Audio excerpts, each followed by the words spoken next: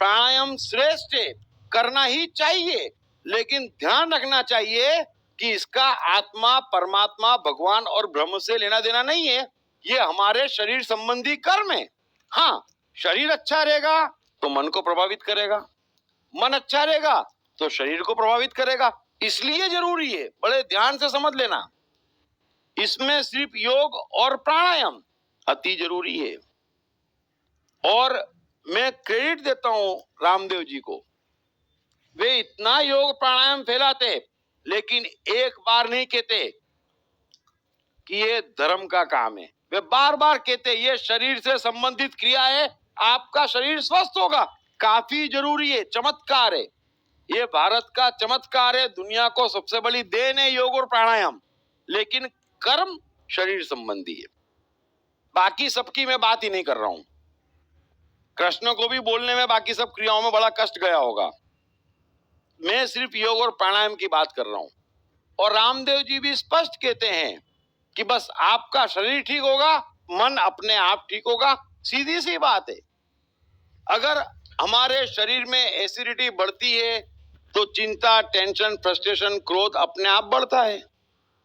अगर आप सात्विक खा रहे हैं, आपका लीवर नहीं पचा पा रहा है तो एसिड मत बनने दो, अच्छी बात है, थोड़ा शांत रहोगे, लेकिन इतना भी कम मत खाना कि पूरे शांत हो जाओ।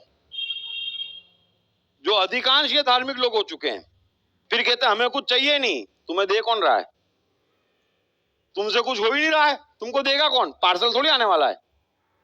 अभी इतना फ्रूट, इतनी सब्जी, और फिर आज तो सोमवार, और फिर कल पानी, फायदा नहीं है। जितना शरीर को चाहिए खाओ, जितना पचा सकते उतना खाओ। और कृष्ण की तरह 56 भोग पचा सकते तो 108 वर्ष की उम्र में भी 56 भोग खाओ, कौन रोकता है?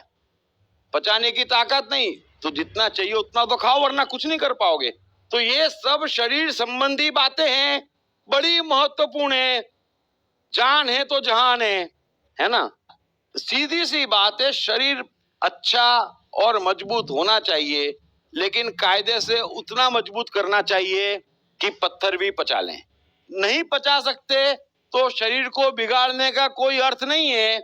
जिस मात्रा में आपका शरीर एसिड अल्केलाइन ले सकता, उसका लेवल बैलेंस कर सकता, उस हिसाब से खाना चाहिए।